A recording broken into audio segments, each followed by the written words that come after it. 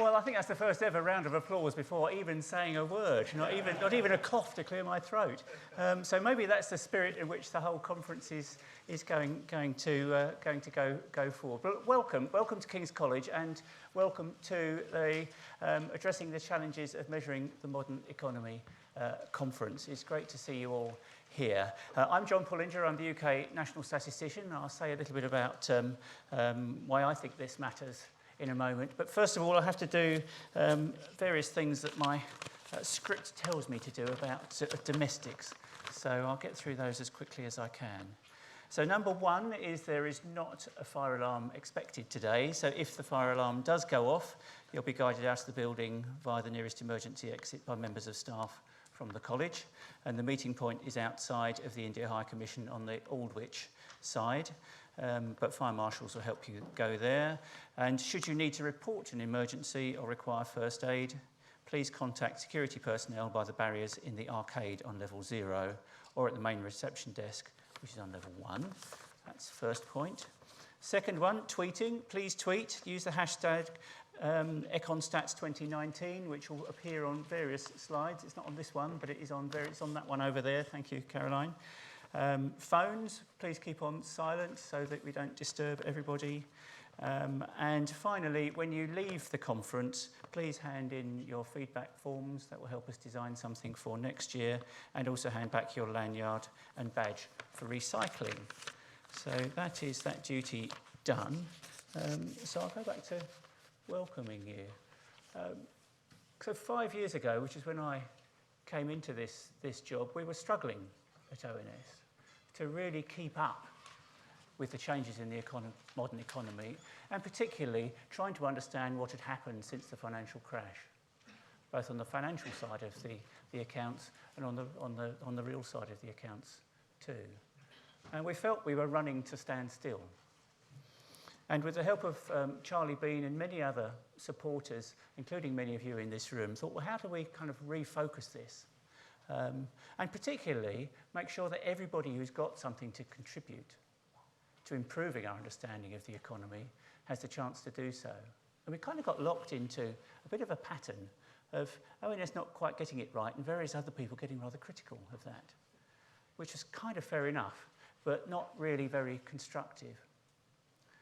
So out of that came the idea of having an economic statistics centre of excellence to bring together people who care about getting measurement right and start us working together in a spirit of constructive criticism rather than the loop of more negative criticism. Now, we kicked off with a conference at the Celtic Manor, and I know a lot of you were at that conference, where the key spirit was openness and open-mindedness. Anybody from inside the official statistics system, anybody from universities or organisations in British universities, anyone from around the world. Let's make it a real centre of expertise where we think about what is really going on, how do we measure it, how do we guide policymakers and citizens to understand what is happening to their economy, make sure we can prosper into the future. And the sense I got from that meeting was it really did change the dynamic. And the idea of openness was particularly commentated on by some of the journalists I met there. It was a different spirit. Now, what ESCoE has done, ably led by Rebecca, I can't even see at the moment, but I'm sure she's here somewhere. Come and wave, Rebecca. Yeah, she is there. We've really captured that and created a dynamic partnership of institutions and individuals to challenge us to ask the hard questions and not give up until we've got some answers. So our first formal conference of this group we had at the Bank of England last year, and we really got into some very detailed nitty-gritty stuff that certainly made my head hurt, but also sent me away thinking, particularly about how we make sense of the intangible parts of the economy. And it's great to see you here, Jonathan, and really much part of this too. Things that are really quite hard to understand, let alone measure. What actually matters? What is creating value? What do we need to measure and what do we need to think about when we're making decisions? But my main feeling from that conference as we went away was, boy, there's even more people we should have in the room.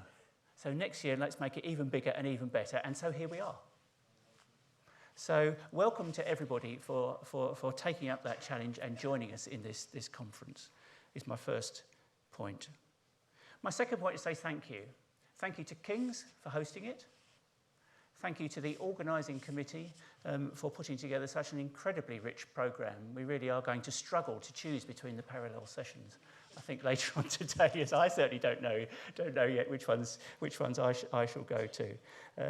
But whether you get there or not, we can be confident that each of those sessions is going to do something that's going to take us that little bit further forward, enable us to think about what are the next research questions and what are the next improvements we can make into the measurements that we can bring about. So thank you to everyone who has been part of that, and thank you all for coming. And that leads me to my final point. You're not coming here as spectators, you're coming here as participants. Each of you has got a unique viewpoint, insight, knowledge that we actually need on the table here. Whether you're an academic, whether you're a producer of official statistics, whether you're a user of statistics, we have to come together if we're to make sensible choices. And it matters. What we're doing here this week matters hugely to the futures of everyone in this country, and probably more widely as well. The country is almost certainly going to be going through a choppy period in different ways in the months and years ahead. We're going to need to work out how to chart a course that's going to improve prosperity for the country as a whole and for each citizen within it. Unless we have good measurement, those decisions will be effectively flying blind. We are not doing something that is about creating a paper, lovely though it is, that will help us improve the thinking and the understanding of these topics. We're doing something fundamentally which is about improving the decisions that are made by our governments, by our businesses, and our people. So make sure you do speak up. We have various ways to make it easy for you to speak up in the conference so your voice does get heard. Each voice is valid, each voice is important. Everything we're doing over these next few days matters hugely. I'm really looking forward to it. Thank you very much for coming. Welcome. The conference is now open.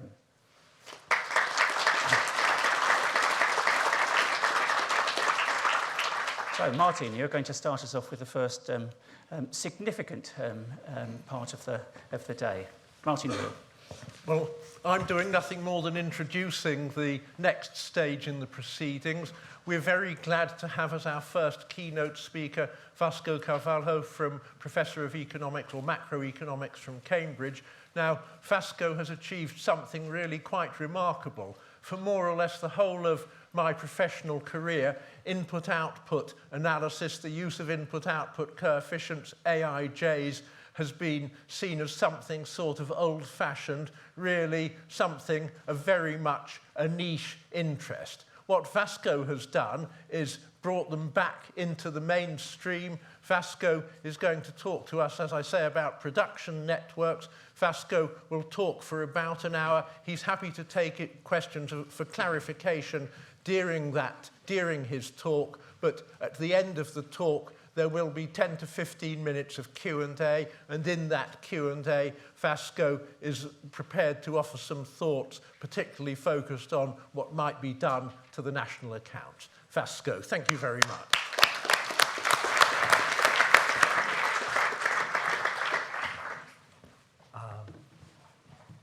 Thank you. So it's an honor on two counts. First, it's an honor because I think this is probably one of the most highest value-added projects in the UK. And I think it's easy to understate, or it's difficult to overstate the importance of the work being done by you collectively and ESCoE, under ESCoE umbrella. And as someone starting from macro but going more micro by the day, the DARS of statistics, particularly in the UK, relative to other developed economies, is a hindrance to research. That itself is not a problem, except if you think that research actually produces something that is valuable for society. And The second thing I want to say just is kind of, it's a bit humbling because I am prepared to, I think those are big words, I am prepared to talk about what comes out of my presentation in terms of needs for data, or I could frame it very narrowly and very selfishly as data that I would like to have, but I could talk a little bit more about data that exists in other countries and why that's important, increasingly important, related to my talk. But whatever I have to say is kind of minor compared to the contribution of the other keynotes that I've read, most of my life. And John is over there, and he's made great contributions. And Albert, I don't know if he's around. The other keynote has been making amazing contributions to measurement. And I'll be very pedestrian about that, so I'll apologize in advance. At most, this will have value to think about possible measurement gaps out there. All right. So there's many ways to get into this. Let me tell you a macro way to get into this. So let me tell you one pedestrian view of macroeconomics in the last 30 years. We've been discussing a mapping from exogenous shocks to outcomes that we care about or policymakers might care about. Right?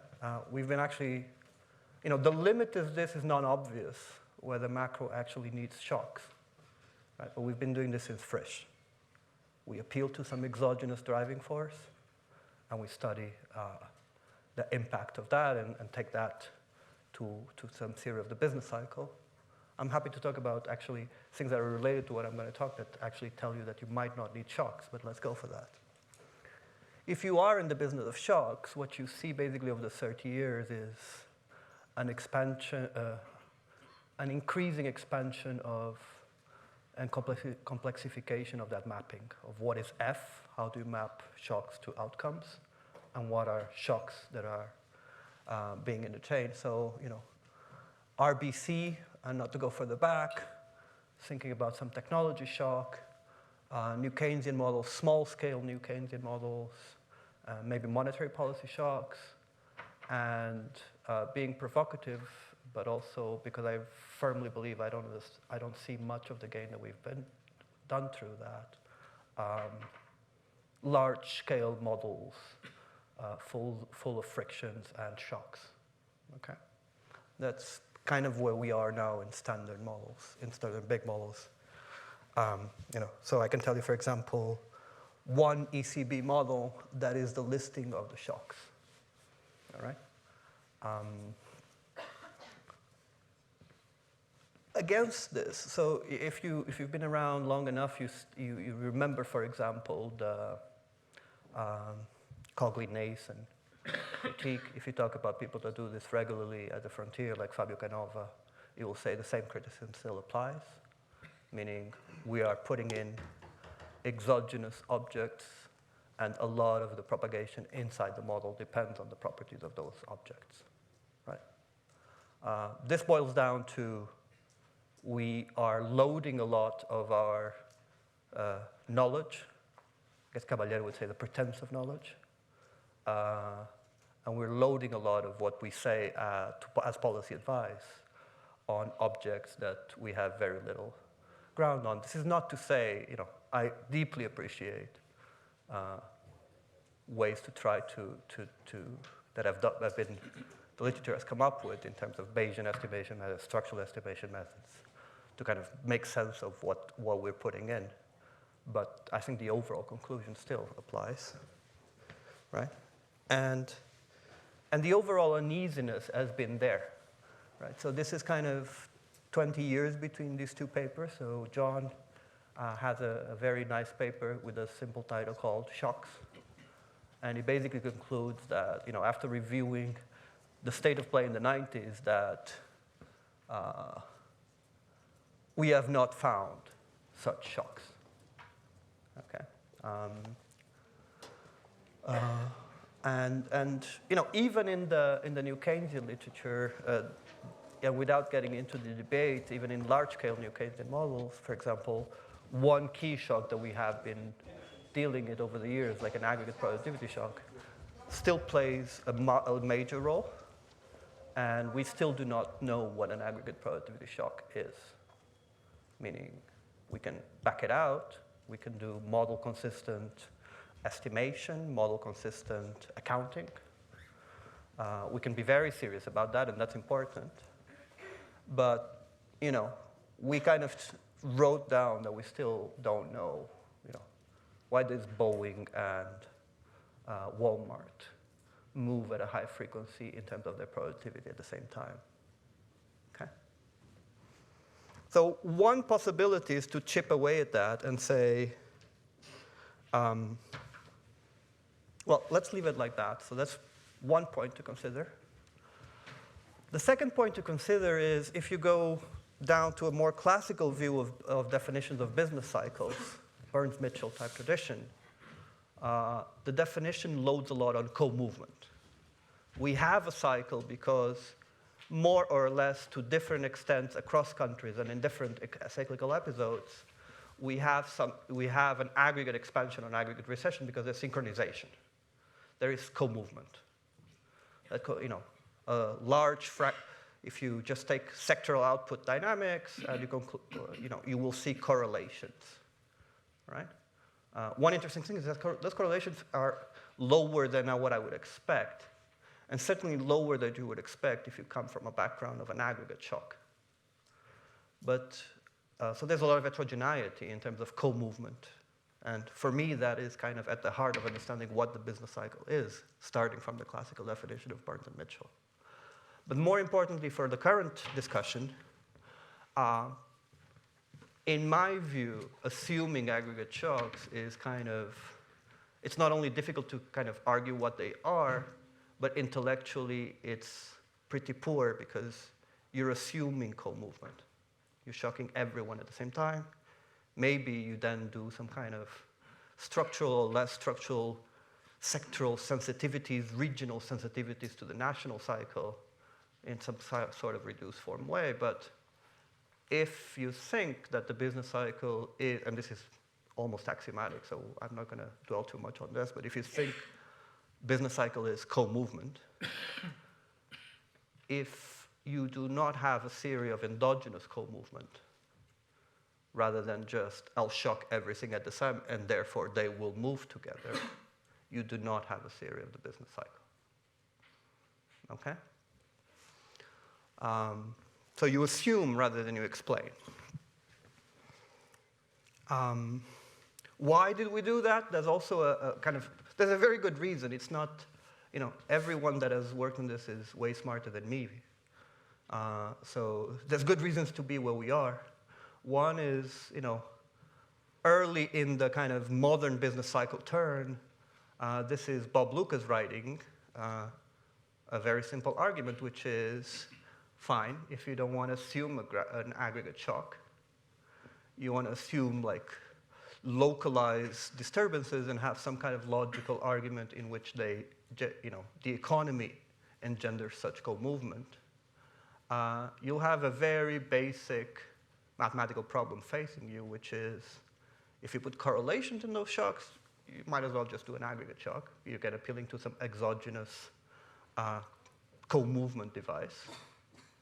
If you don't put co-movement across those, you will end up facing a central limit theorem. You know, Martin has a positive shock, Vasco has a negative shock.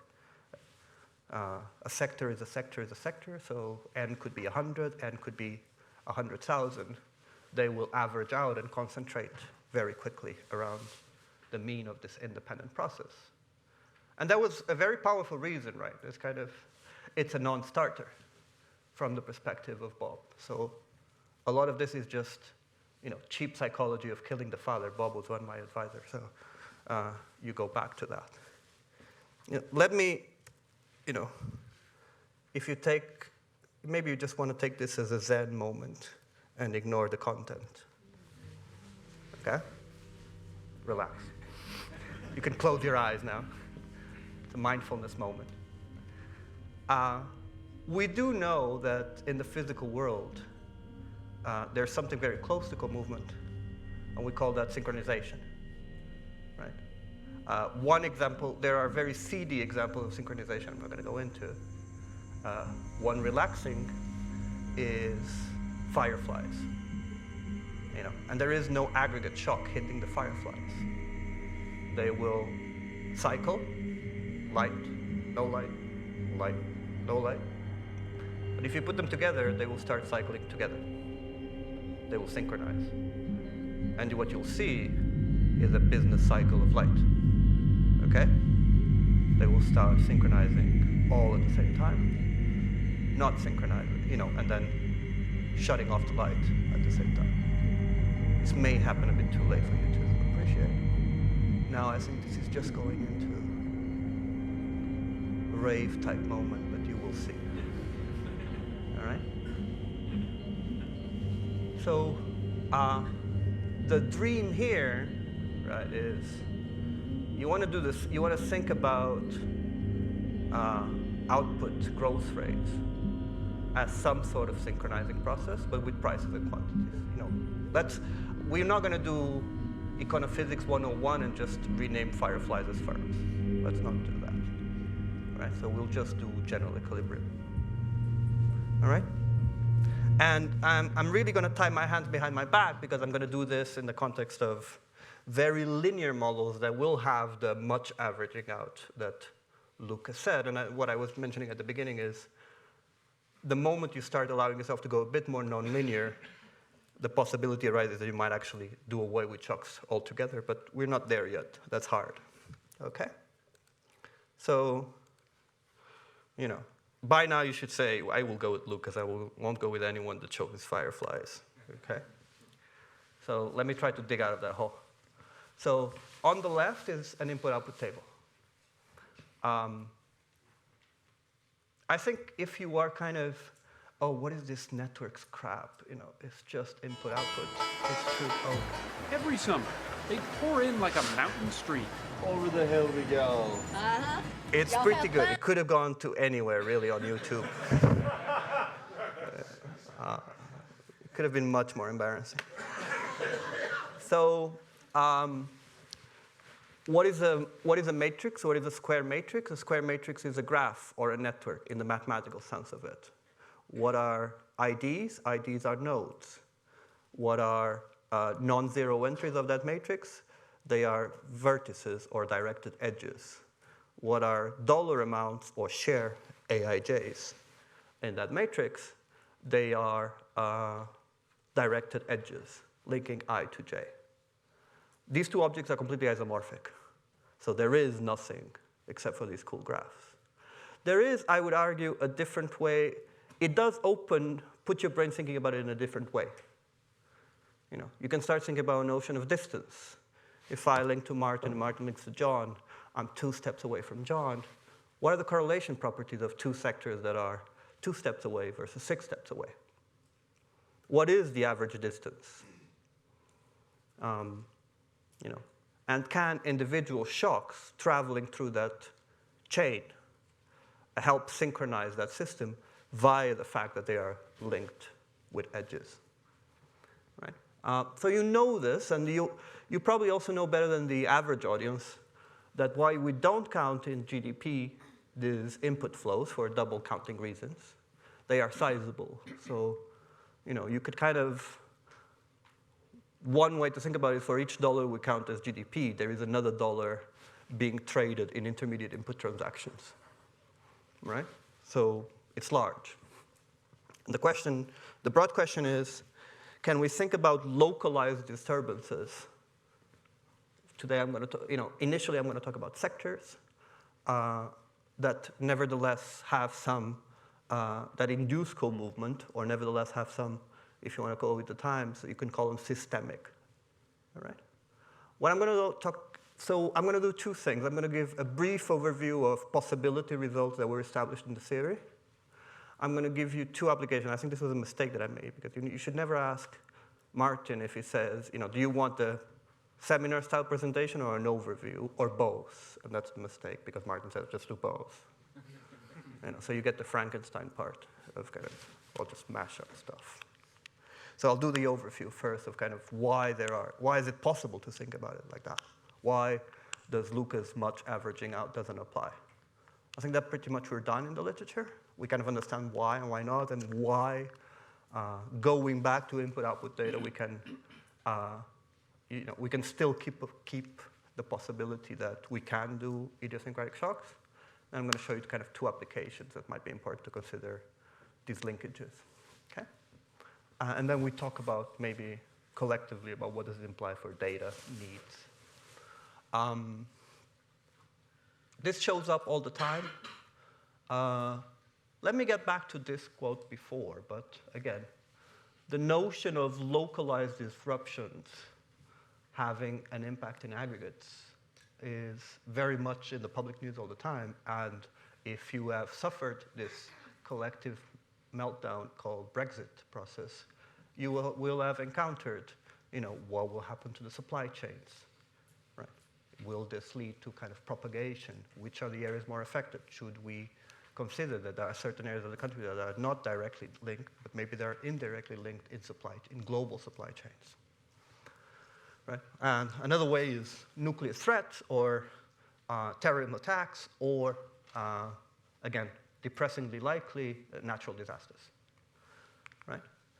Another way you see this is you saw this kind of very touching moment where the main competitor of GM goes to Congress, Ford, and says, please bail out my competitor. Okay? And we could read this, but basically the main argument of Alan Mulally was we share supply chains. So if GM goes down, my suppliers goes down, and Ford goes down. I have no idea if that's true or not. But if you do something simple as going into CompuStat and getting the customer segment data, which is one of the crappy data sources for the US, you can already see those are like the big three, and in yellow are common suppliers of all the big three. And this is just publicly listed companies. Okay? So that was Alan Mulally's argument. So let's kind of ground from this intro to, let's do some nerdy stuff. And I'm interested in taking, not because I believe the entire world is technology shocks, or because I'm extremely neoclassical, but it's just the easiest model that I have. It's just the most simple mechanics, G neoclassical mechanics. There is a lot of work, I'm happy to talk about this in economies with frictions, with an increasing number of interesting frictions, including nominal frictions. Okay? And the only thing, it's a neoclassical model, except that instead of one firm or a representative firm, there's going to be many of those. I'm going to abuse notation and call it sectors. And in order to produce, I will require that these sectors have a well-specified technology, and part of the technology is some sort of production recipe where in order to produce cars, I need tires and glass and other stuff, and not bananas. Right? There will be zeros in the input-output matrix. So what is the simplest thing I can do? I can do a Cobb-Douglas production technology with constant return to scale. X is the total production gross output of sector I. That is a function of some primary input. All inputs are perfectly flexibly adjustable in this benchmark. There are interesting extensions of this of kind of adjustment cost. I'm going to call that labor for today, the primary input. And then I'm going to call xij's are flow from, I never know, I think Daron won the notation battle. J supplying to I, okay? And wij in a Cobb-Douglas setting means in equilibrium, you can think about it like that, is the input share that goes from J to I, right? So among the total input bill of sector I, there will be a share wij. That is the immediate connection to the input-output, traditional input-output data. You can go more nonlinear, you can go CES. Those insights remain, but needing to be qualified sometimes, and we can talk about that. Okay? And what I'm going to insist throughout is that there is some technology shifter, all right? We can do neutral, we can do labor augmenting, we can do many various ways.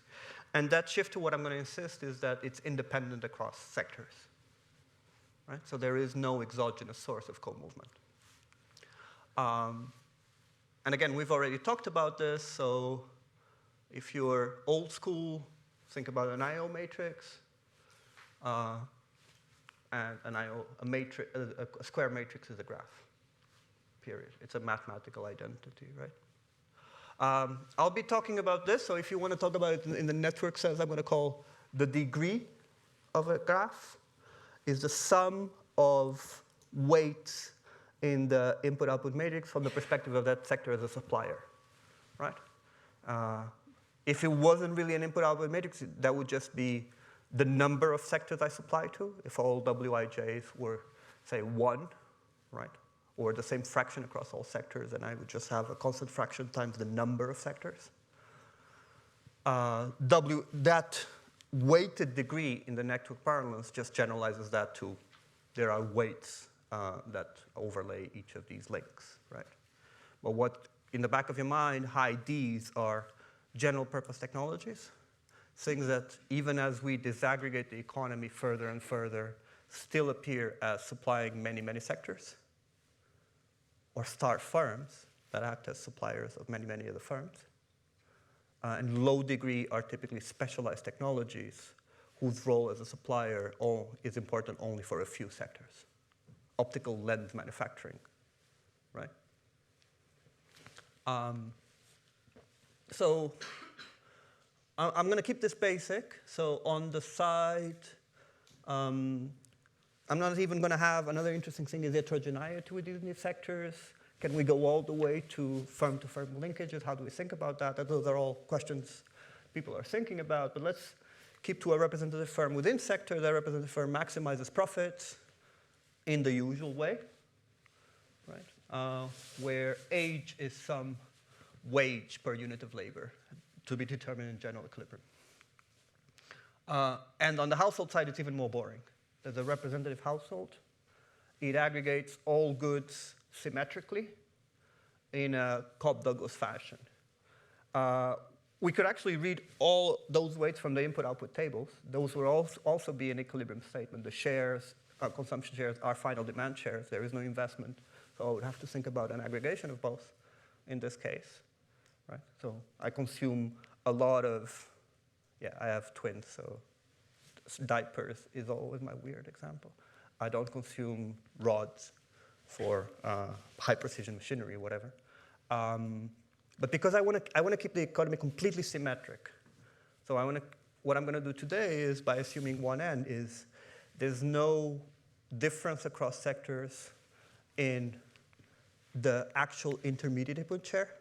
I did not discuss this, but all of these will sum to 1 minus alpha by construction because the Wij sum to 1. So all sectors are equally reliant on inputs. All sectors are equally important to final demand. All sectors are equally reliant on the primary input. It's a completely symmetric economy by design where the only heterogeneity is who links with whom, right? Because that's the margin I want to focus on. And you get a very classical object if you just do the simple GE solution of this.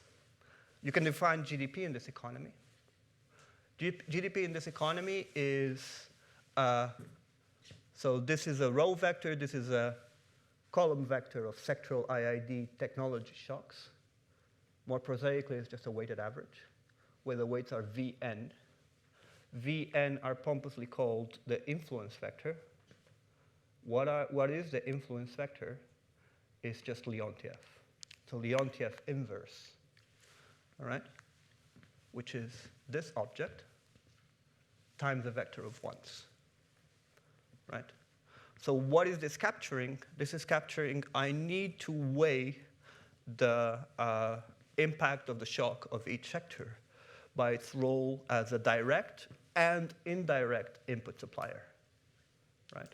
So this audience more than most should know that this has a very distinguished past in economics. This is a Leontief inverse 1 minus A inverse, right? This is actually a Gauche inverse rather than the Leontief inverse if you want to go down to details, if you want to keep track of your transpose. This is just taking into account the role of demand. If I had a slightly more general model of demand that was heterogeneous across sectors, I would have something else here. But this is the key object that I want to think about, and that's log GDP. That is actually, if you know the work by Charlie Holton, deeply related to that, because Vn is also the vector of Domar weights. For a Cobb-Douglas economy, they coincide.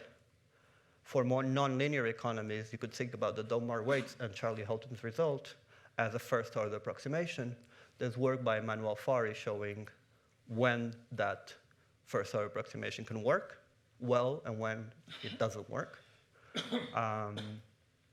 And not very surprisingly, when you start getting very nonlinear, it works less well, right? That's basically what he's saying. But I'm going to keep with the very linear world of a Cobb-Douglas case for ease of exposition, okay? Now, if that's log GDP, I can just take volatility. I can take advantage of the fact that these are IAD shocks. So I can just express like this.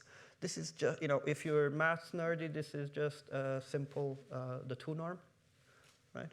It's kind of inner product of these two things. I want to call this. And now I want to go back and talk to Bob and said, what is much averaging out, right? Much averaging out, mathematically, is the rate of decay of that object as we increase the number of sectors to infinity. That was underlying the first quote from Bob Lucas, right? A standard kind of law of large number central limit theorem would say square root n.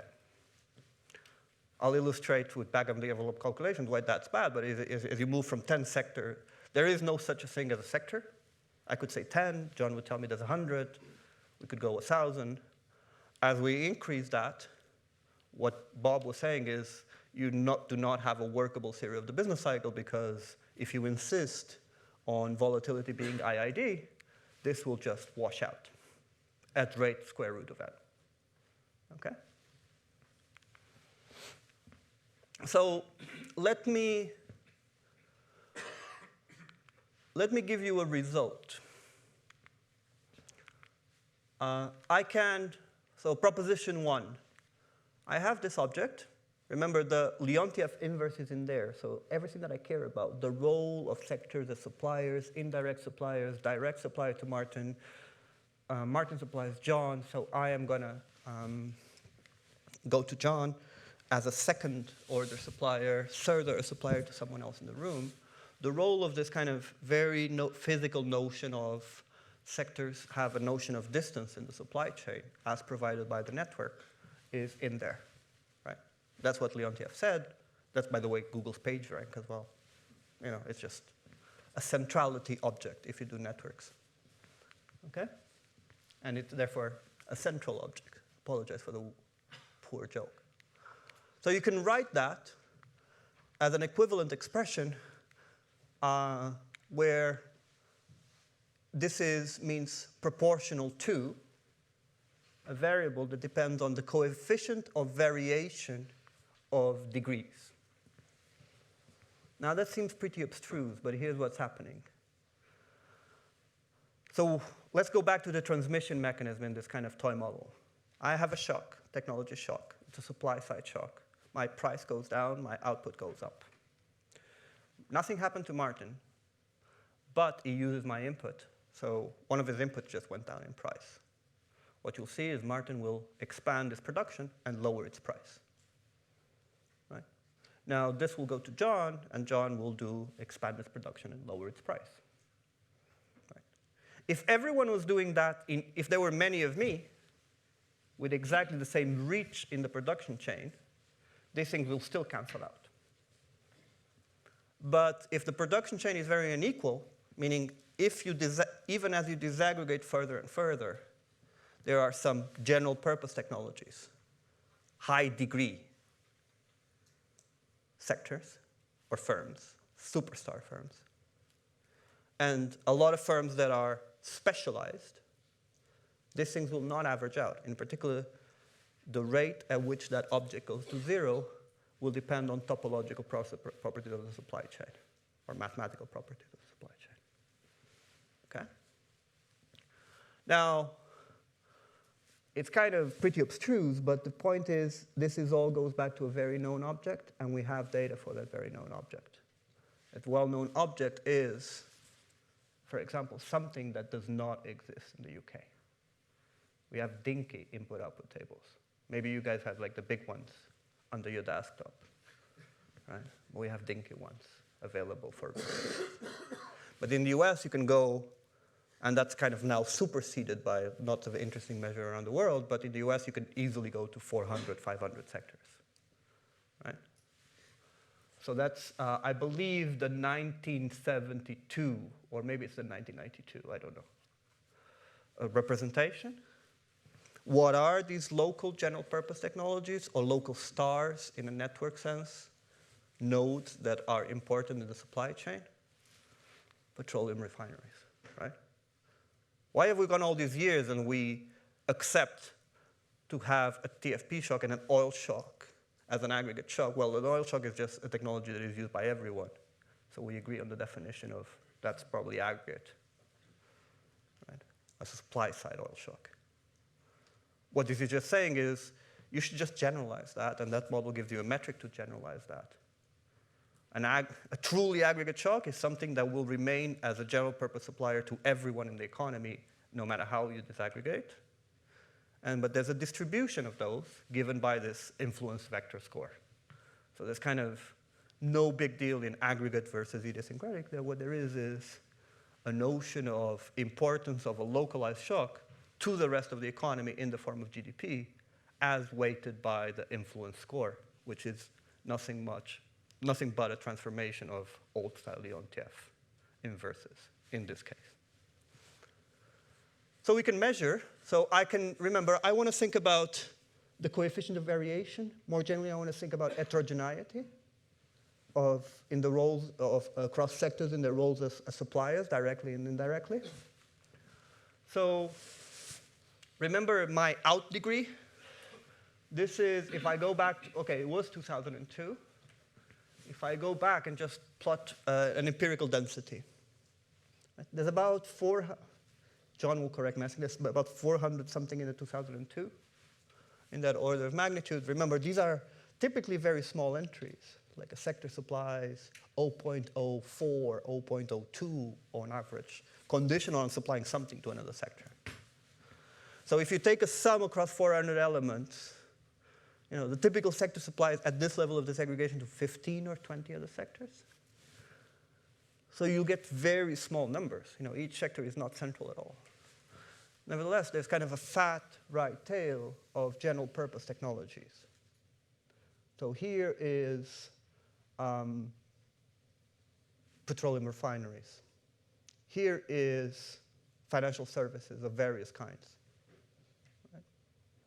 Here is semiconductors, a little bit further down the line, further on into the middle, but still in the upper tail. Here is also stuff that shouldn't be there because the input-output table gives us wholesale trade with a gigantic 2-digit sector in the middle of 4-digit sectors. I can't do much about it, okay? You guys solve it. One thing that this suggests is this heterogeneous roles of sectors in their role as suppliers.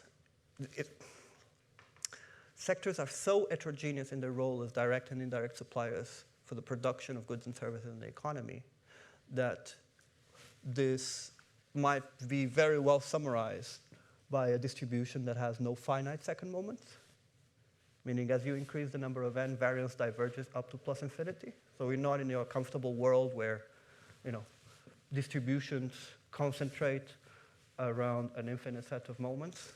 We're in a world where things are so heterogeneous that a second moment is not well defined. That is the case, for example, of power law distributions.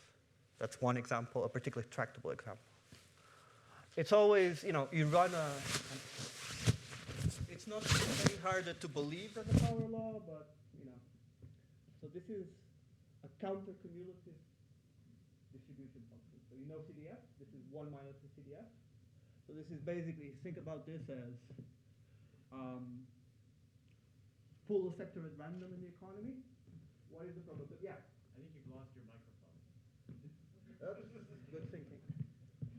I apologize.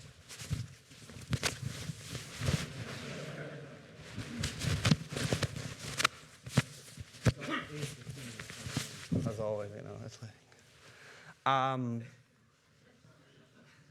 Take a sector at random, pull it from that collection of sectors in the economy, ask, what is the probability that I find a sector with its weighted out degree or larger? That's a counter-cumulative CDF. So you're saying, you know, the probability of finding sectors above a tiny weighted out degree is 1. The probability that I find sectors with a weighted out degree greater than 0.1 is, greater than 0.01 is somewhere around here. The probability that I find sectors with a weighted out degree above 1, something about here.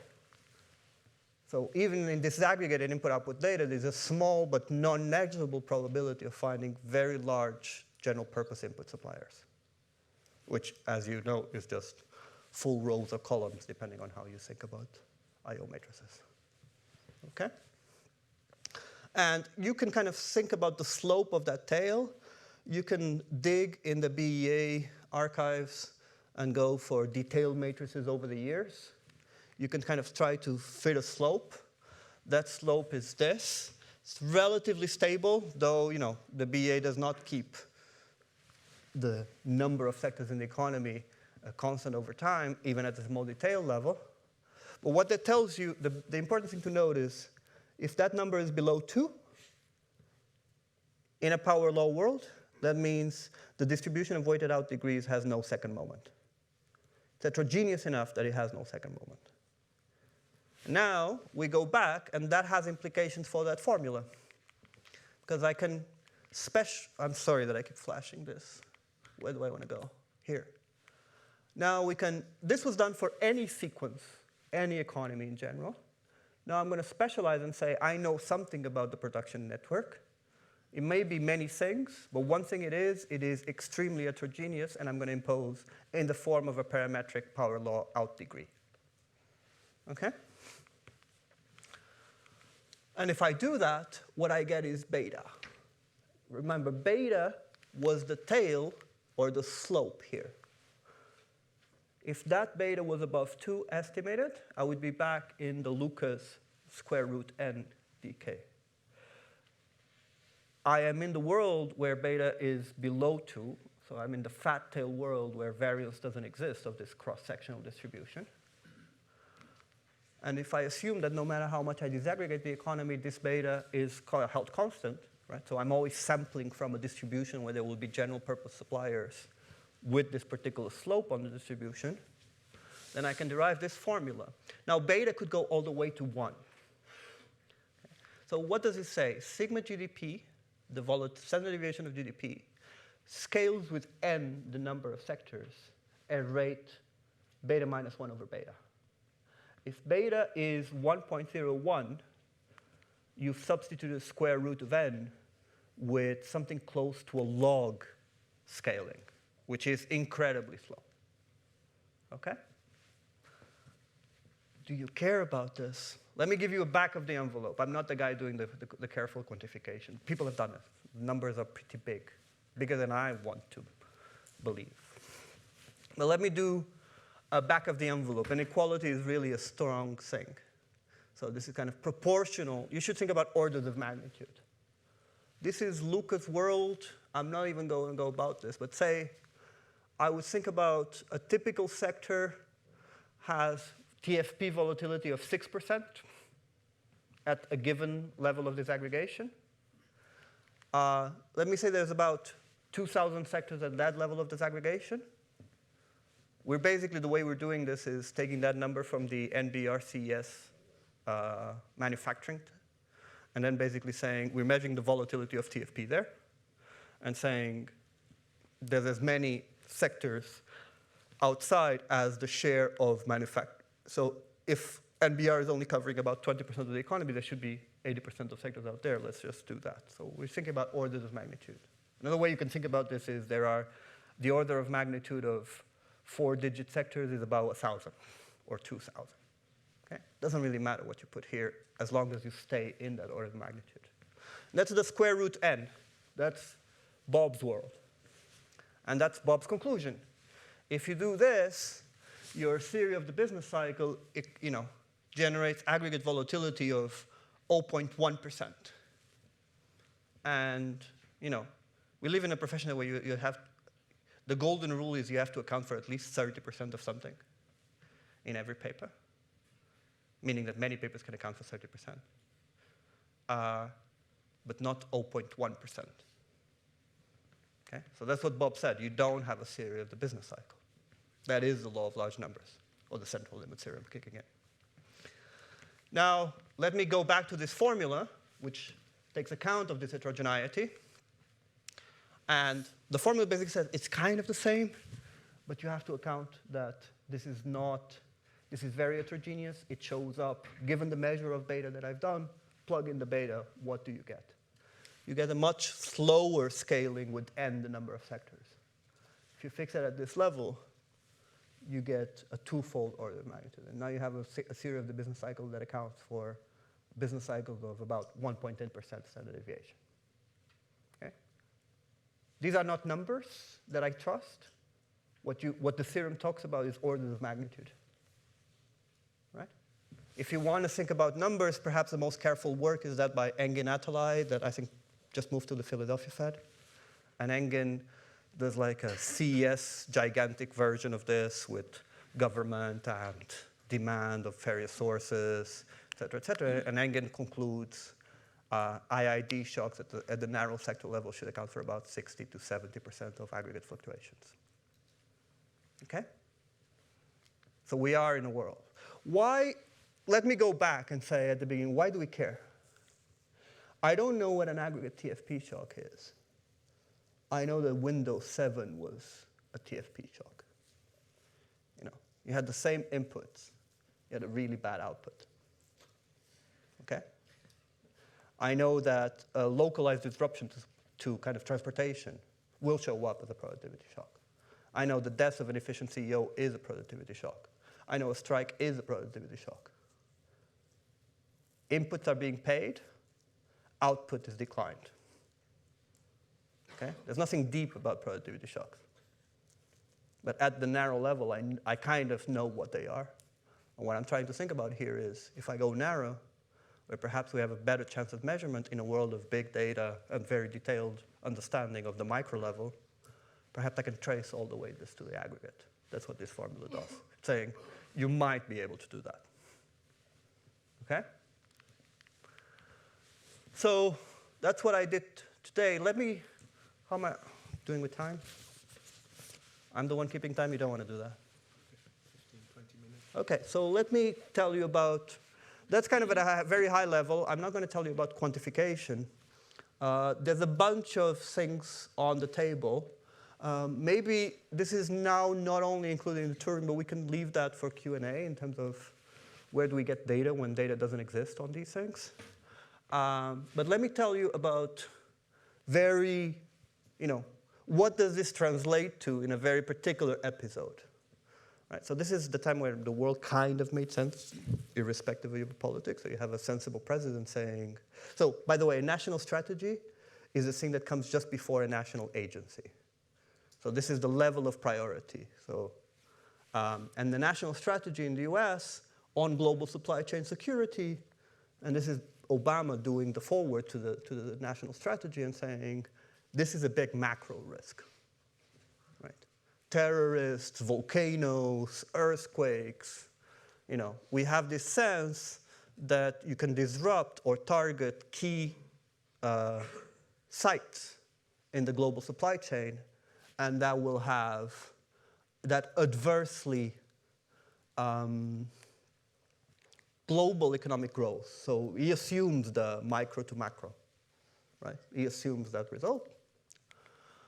So let me tell you one example. March 2011, like a really bad triple whammy happened in Japan. There was a gigantic tsunami. So there was a gigantic earthquake off the east coast of Japan, the ocean. That generated a gigantic tsunami, which in turn led to the wave crashing onto a nuclear power plant, which is Fukushima. That's, the 2011 Great East Japan earthquake. Considerable loss of human life or human and physical capital. So I went to Japan because they told me, we have a problem. Either we did something, the economy kind of slowed down relative to at least what we expected. One view is that this was because of the earthquake hitting. The second view is the earthquake area, though this is all very impressive as you open your smartphones and look at pictures of destruction, is actually a relatively poor area in Japan and relatively small, especially in an economic sense. So we just don't think this area is important enough to have caused an aggregate slowdown. And then they said two things. We know you're doing this crap. We're going to give you data. Do something with it. Okay? So just to remind you, this is the earthquake. So this is basically a gigantic wave traveling through the Pacific Ocean and hitting this part. This is not a very industrialized part. Industrialized Japan happened from Tokyo down. This is just a slice of Japan, by the way, if you think. All right. So it hits basically 3 or 4 provinces in Japan. I am here plotting it. We have data at the municipality level, say, on the number of casualties. A lot of these casualties is literally drowned following the tsunami. So if you were even more granular, you would see, and you can see this from satellite imagery, there's a kind of 1.5 mile destruction on the coastline. Given the earthquake, there's some inland destruction of capital structures, but mostly there is disruption along the coastline. Okay? And you see it from here. This is loss of human life, very concentrated on the coast. This is loss of physical capital estimates, going a bit more inland, as it should, because the earthquake travels inland. Okay? And this is what they said, look, we know something really bad happened. This is really a sliver of data, the only sliver of data that they hold at high frequency. I won't have that, which is a survey designed for monthly industrial production index. And this is about, I asked, and I think this is at most in the low hundreds, this line of firms reporting industrial production. And what you see is this is year on year. So this is basically saying, relative to March 2010, industrial production in the affected prefectures went down by 40%. We see this. We can follow aggregate IP index, and it kind of shows up there. But how do we quantify this, right? There's so many other shocks going on in the economy.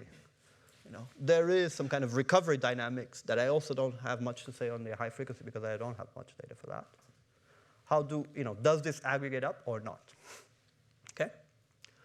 So they gave us a cool data set. Now there's even better data set in the world, but that cool data set comes about in the following way. Just like you have credit scores, your own credit scores, companies have credit scores. I don't know if this is generalized around the world, but certainly in Japan. And the market is a duopoly. So there's about 1.3 million firms, 1.4 million firms in Japan at this time.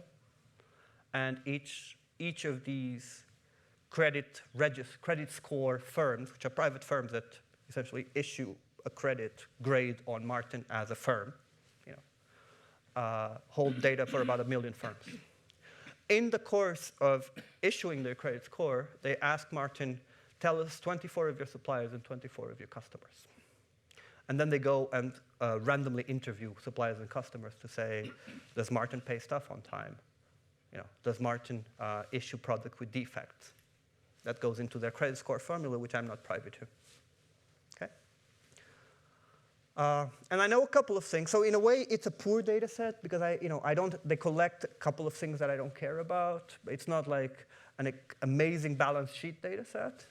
But I do get the following. I get firms and their headquarter locations. Okay?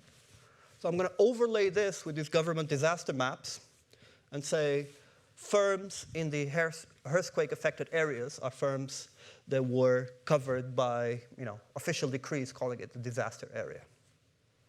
Right? There's about 18,000 firms out of 1 million in the sample, okay? Which again tells you it's a small area. It's not a very, it's not an industrial heartland of Japan. One of the things it's known on is the sushi that you get in Tokyo is, you get it there.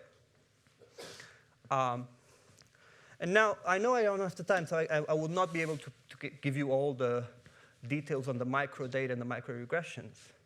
But now the question is, what happened to firms that I know traded with these firms directly and indirectly, suppliers of these firms, suppliers of suppliers, suppliers of suppliers of suppliers, customers of these firms, customers of these firms.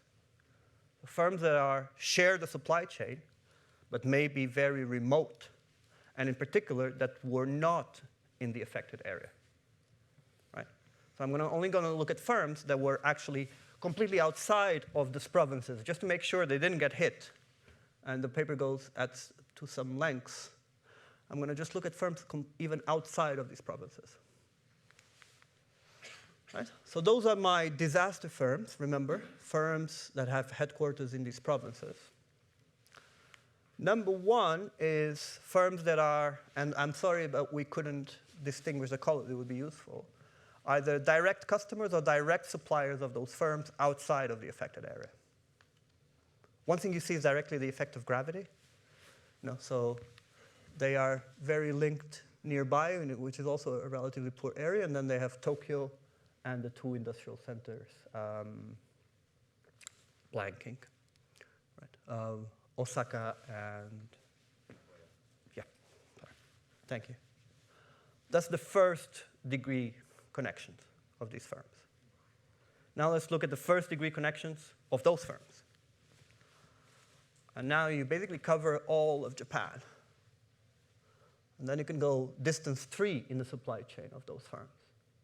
And again, you pretty much cover all of Japan. And distance 4, you actually start getting less firms. There's 2 takeaways. One is production is the same as like the Kevin Bacon degrees of separation. Or if you're nerdy, your Erdos number. Which is because of the existence of these general purpose suppliers, even though you may hit remote parts of the supply chain, you have a large probability that you hit directly, because that's their definition, they trade with a lot of people, a general purpose supplier, which will then propagate the disruption throughout most of the economy. Which means that in 2 steps of the supply chain, and between 2 and 3 steps of the supply chain, you hit 50% of the firms in Japan. Okay? So if you were, in the network parlance, these are small worlds, which means production is structured. I don't know why. People are still trying to figure why. But what we're getting at the firm at the sector level is production is structured in a way that firms that have no direct contact with each other, take any 2 random firms in the UK, there is a short supply chain linking them. They are not very distant in a supply chain world. And this matters, especially in these linear models, because the impact of shocks decays exponentially with supply chain distance. Why? It's very easy to think about. I supply 5% of Martin's inputs, so my shock only really matters for 5% of his input bill. Say the same happens from Martin to John, so that's 5% of 5%. So the impact as it travels the supply chain is falling exponentially. So the only way, which is another way of talking about the theorem I just gave you, the only way you're going to get shock smattering in the aggregate is that before it dies out at distance 7, I hit a lot of firms. And that's what this is enabling. The production chain is a small world. The second point that I want to mention to you is the following. we do a lot of, micro diff and diff analysis. What is the sales decay, the sales impact to a firm that is, say, 2 steps away in the supply chain from earthquake-hit firms. The second takeaway from this exercise, it's actually small. So the point is not these are big disruptions in the supply chain. Even for directly connected firms, we get at most an annual drop of 4%, more likely 3%. If you know firm-level data, you know that's nothing. Standard deviation of firm growth rates over time for a given firm is about 20 to 40%. So that's tiny. But what you get is, it's not that you're shaving off 50% of activity of important firms. That you basically, at distance 2 and 3, that number falls down to 1%. But you're now shaving off 1% of 50% of firms in Japan. So these are not large shocks. These are shocks that propagate widely before they die out. And 1% to everyone in the economy, to 50% of the firms in the economy, ignore the rest, is 0.5% GDP. I should weigh it, et cetera, but 0.5% GDP is a workable number for a macroeconomist. It's much bigger than a macro policy shock, monetary policy shock. Right? These things happen. They happen every day. This is particularly noticeable, and there's this divine coincidence that we get data on all of these things. Local supply disruptions exist, either geographically, either particular firms, and they may show up in these mysterious aggregate fluctuations in which Walmart and Boeing co-move. Okay? I think I'm almost out of time, so I'm not going to go. Am I out of time? Well, you can go on for a bit longer. Okay. Well, so this is all very business cycle. Let me tell you about something else. This is something that apparently people care, and we have very little data about. We assume these events have macro consequences, just like Barack Obama was assuming it, but there's very little of empirical evidence. And if you think this is important, there's very little in terms of, try to find this data in the UK. Okay? We don't even know, just to segue into the discussion, we don't even have something that is, for example, very used in now international trade or domestic trade, the survey of transportation that the US exists, so you can kind of impute at least, how much goes from one good from Wisconsin to Nebraska. Right? We have that data in the US, and that provides key information for regional input-output tables when people do it in the US. You don't have that here. Right? And what this is saying is you might actually want to go down to the firm level. A regional input-output table is just an aggregation of these links and classifying firms into sectors and places. Right? But that data exists, and that's one of the challenges in the current world. Let me tell you about something else. If you don't care about earthquakes, this is just something fun. I think we gave up on this paper, but I like the graphs, and it's remember those, historical detailed tables from the BEA? Plot them as a network. Go back and, maybe I should have talked to John. Try to find the earliest input-output table where semiconductors appear. Okay? The earliest that I could do without, growing bold, which I'm already growing, is 67.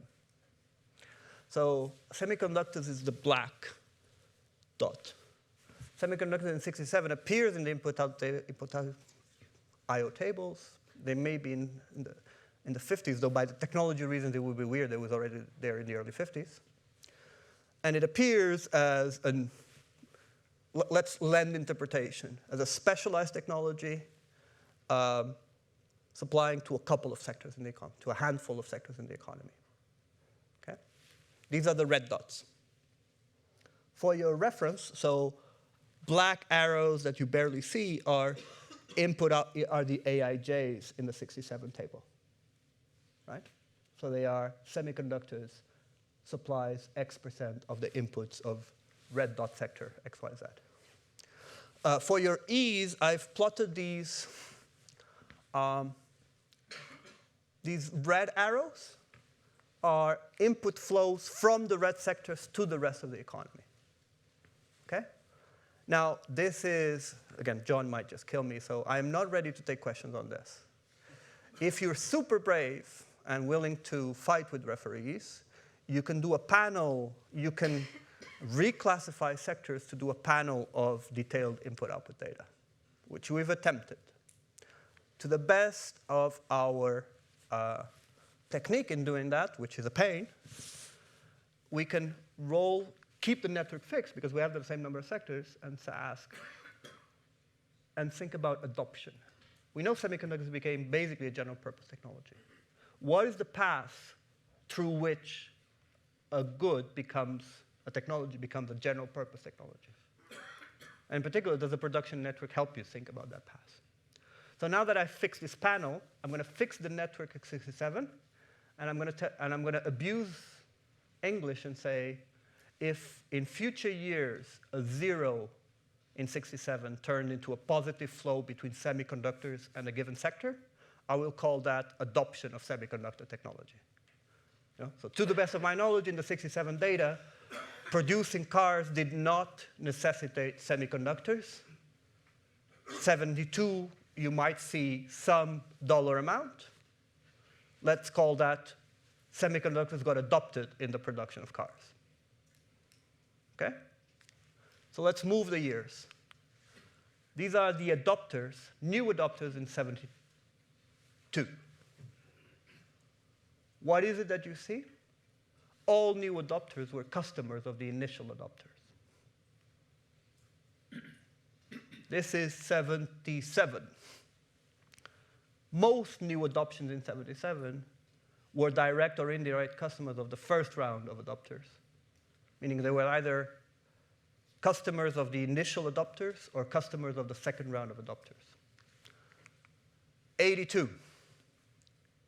I'm going to stop here because from 82 onwards it just explodes. And again, it's very much, in my mind, though mathematically this is not an easy thing to kind of get your head around, this is just like Japan.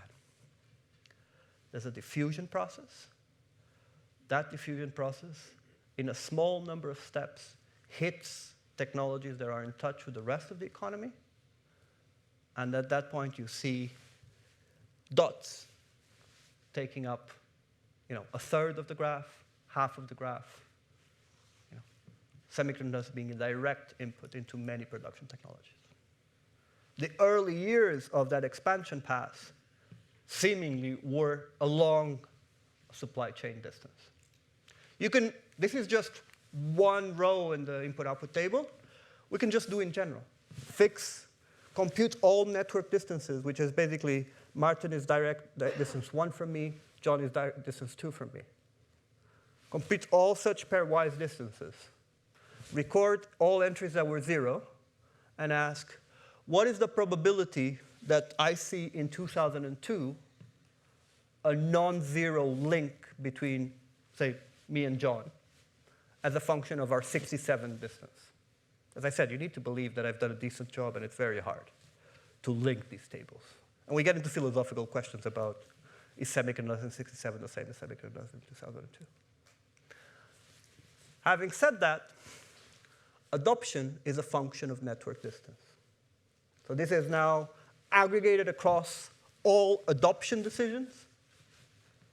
Right? If you really didn't believe my paneling of input-output tables, then it should just introduce noise. Or at least I cannot find a bias there.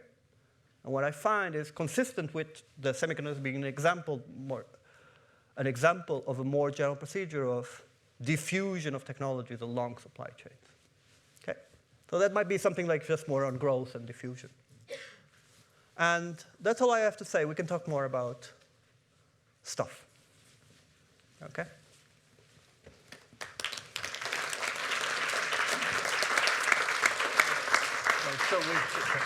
Thank you.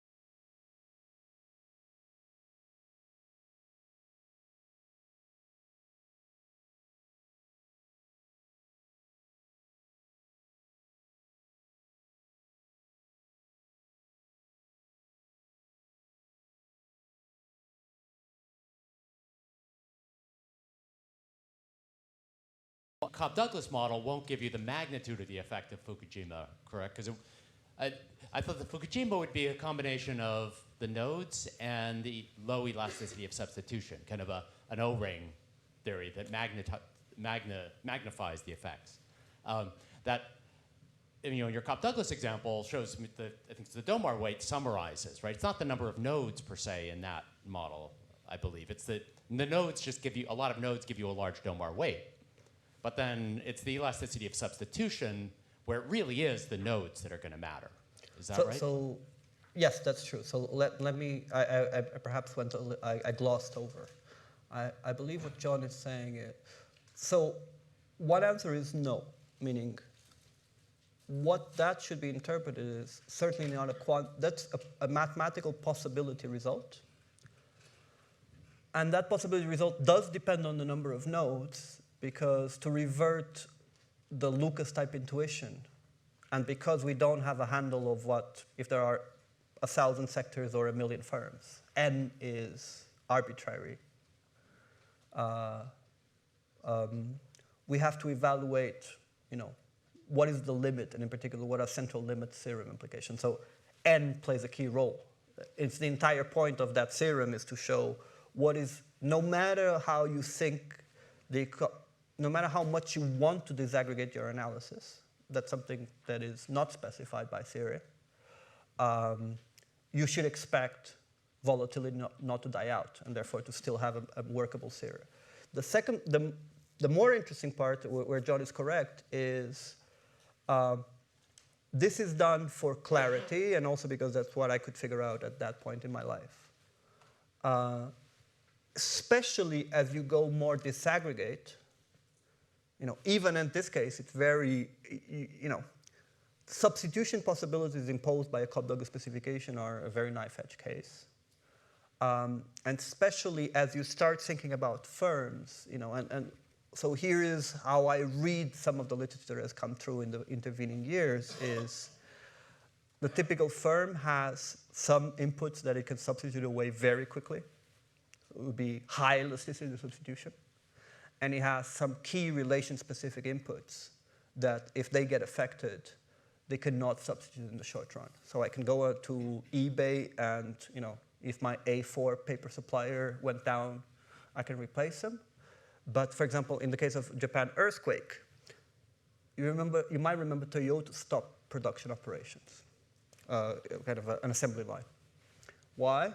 Because Toyota had the pigment for the car that it was producing. So the pigment that goes in the paint it's obviously a relation-specific, Toyota-specific design, because obviously they do, say, paint warranty policies based on that, with one supplier. And that one supplier got a tsunami on top.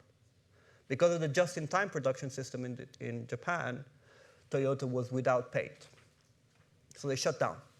And they actually sent, in a very Japanese way, they sent all the Toyota suppliers at their plant to rebuild the factory of the supplier, which is an independent company. That is a low elasticity input, something that is very Leontief, right?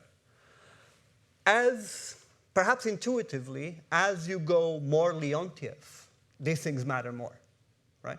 Because obviously, as you think about elasticity of substitution, then if, in my example, my price went up, is Martin stuck with my input, right?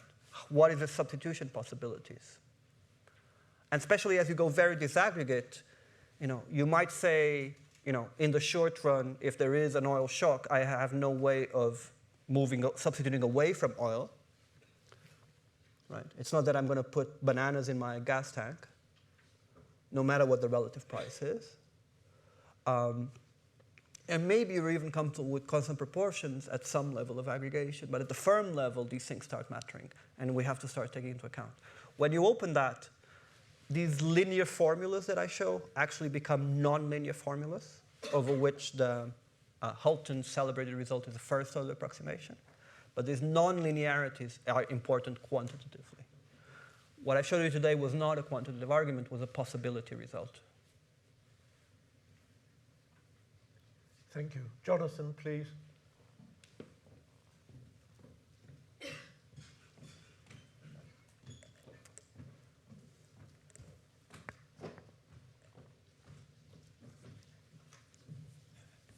Thank you. Jonathan Haskell, Imperial College. Thanks very much for the lecture, which I enjoyed very much. Can I ask, I think it follows from John Van Out's question just now. It's really the role of competition in all of this. Competition. Yep. I mean, if I understand this correctly, I have the example in my mind of the electricity industry. The electricity industry is some rather small fraction, a couple of percentage points of value added. But on the other hand, if there were a major earthquake that wiped out, large amounts of our power generating ability, there would be an enormous effect, presumably, on GDP. Just as a kind of a little toy example of what I understand the logic to be. So there the earthquake idea is quite compelling. Like I say, if there were just a few generators in an area and there's an earthquake or whatever it might be. On the other hand, is that the sort of the type of shock necessarily that I should be thinking about? Because if I think about a competitive industry, there are lots and lots of different, let us say, energy generators. A typical shock might not be a shock to all of the energy generators, although there might be an earthquake. It might be that one particular company, has some fraud, gets themselves into difficulty, and they have to close everything down or something like that. In which case, these economies presumably have got the cushion of the rest of the kind of more or less competitive sector. So can you talk about if that intuition has any force at all? Can you talk about the kind of interaction between these very industry-wide shocks which you're talking about and the type of competition notion, and whether that might go some way to mitigating the type of shocks which you're discussing? So thanks very much. I think, for example, as where the literature, this small literature is going now, the part I'm most excited is exactly, one possible rephrasing of the question is, I've loaded a lot in a description of technology. How does market structure interact with this? Okay? And the truth is we don't know too much about that. Okay? But I think there's a number of papers now out that we're learning about this. I can give a few loose comments.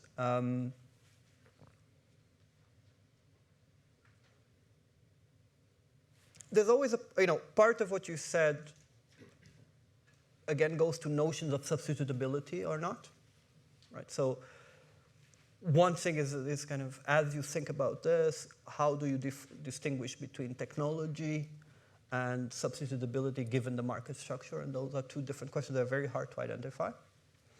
A second question that I think is important is, in a very nerdy way, these models rely a lot on a perfect pass-through. So the mechanism I gave you in this model, there's only one mechanism. This generalizes to some other, you can talk about other mechanisms in more general models, but it relies on an idiosyncratic shock passing through prices, a pass-through prices, which makes you adjust your own production and prices. In endogenous markups world, so in a more general market structure where you allow firms to do quantity and price decisions that are not pinned down by a perfectly competitive margin, firms might choose to adjust markups, which basically means that the price signal you get that I depended upon my mechanism will not be operating. Okay? So that is a challenge. What recent research has shown is that generates other supply chain channels. In particular, you start getting these double marginalization problems in supply chains, that instead of sending, I had a very strong downstream intuition. I supply Martin, Martin supplies John. And in fact, in the Cobb Douglas, that's all there is with a technology shock. When you have markup, you start distorting the economy upstream. The loose intuition is firms are smaller than what they should be, as they are in oligopolistic competition models. That's another answer, meaning there is a really important question there, which is the transmission mechanism in these models rely on prices. And the minute you allow key players to have strategic control over those prices, a third part of the question, so I think we're thinking about that, but a third part that I think really exciting, and people at Cambridge are doing this, but there is a notion of market power that emerges in supply chains, which is the following. So this is a very abstruse thing coming up in theory-type papers, which is, suppose I want to go from here to Paris, and there weren't ferries or planes. So my job is to go from somewhere in the UK to Paris. And let's suppose there was only the King's Cross, St. Pancras, Paris rail link. That is a notion of a bottleneck in the transportation. And what there is now a substantial amount of theory showing is that that bottleneck, by its place in the supply chain, will accumulate the rents of everyone, right? Essentially, it's kind of, there's no, in a way, it goes back to the technology interpretation, there's no substitution away from going through the tunnel, right? So they will be able to charge higher markup. They face less horizontal competition. There is now a push of, say, can you localize market power given information on supply chain? So I'm working on that, and other people are working on that. That is less about the propagation of shocks, but it's saying there may be something that production networks can do in the sense of, so we're working with the government of Uganda, and I have all the VAT data of Uganda, so I have all the firm-to-firm transactions in Uganda. And our challenge is, you give me that, and I tell you where market power is, which firms control a lot of supply chains. So we're working on that. It's in flux. Okay, I can give you some references, but the answer is, I started doing this because I thought the most attractive place where I wanted to be was to do, think about macro, but where I have tangible notions of industrial organization informing macro. I think what I've shown you today opens the door, because now that I told you the micro is important, all these things come up. I think we're still doing it. We're just now doing that. The first part was possibility results and quantitative results. Thank you. Please, Nick Alton. Yes, Nick Alton, London School of Economics. A microphone is just coming.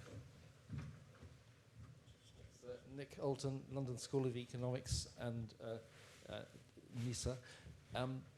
I've got a question about financial shocks or credit shocks. Sorry, can you hear me?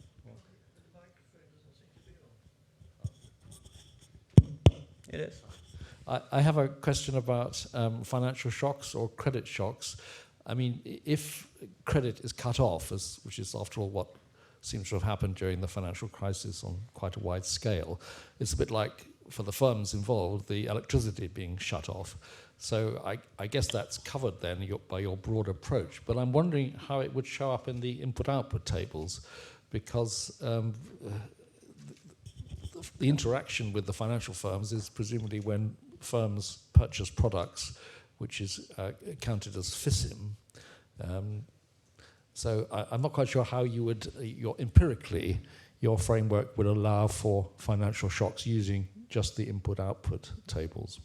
That's a great question. So, as you probably know, there is a parallel literature on systemic risk in credit networks. I think that's an important literature. I think the only thing I told you is this notion of systemicness coming of particular banks and the position they hold, say, in the interbank credit network, or particular products of credit being systemic in the sense that lots of other credit products depend on them, is basically, at a conceptual level, just the same, meaning localized shocks in some production chain. The answer is it isn't, meaning it is there in the data. So, if you go to the input-output tables, one of the general purpose input suppliers are financial services, right? Now, so you could say, if we say, which at a broad level is correct, we woke up in 2007 and realized that given the inputs they were provided, the outputs that they were doing were much lower than what we expected, then 2007 is a productivity shock to the intermediation sector in the economy, which is then propagated to the real economy. For me, that's a completely fine and logical description of 2007. I don't think this is a good model for that, because all that we learn about the transmission mechanism of credit shocks, collateral constraints, et cetera, need to be built in. There are attempts of doing that in this sense, so kind of which is basically removing the banking sector from just being another of these end sectors and putting much more detail, and then, for example, introducing credit constraints in the production and banking. You want to think about the banking structure more generally. This is not about banking, but there is something that I think is key, and one where we don't have data. Let me tell you why I'm talking about this. It is still a pretty much aggregate shock, right? So unless you really start going very granular and think about a firm-bank relation and how that propagates starting from there, maybe there was a local bank that failed, which initiated a credit-led disruption, credit supply-led disruption in the economy. There are papers like that. For example, you guys like data. The mega merge that I love the most are two kids coming out. I'm just getting old, so I'm not disrespecting me.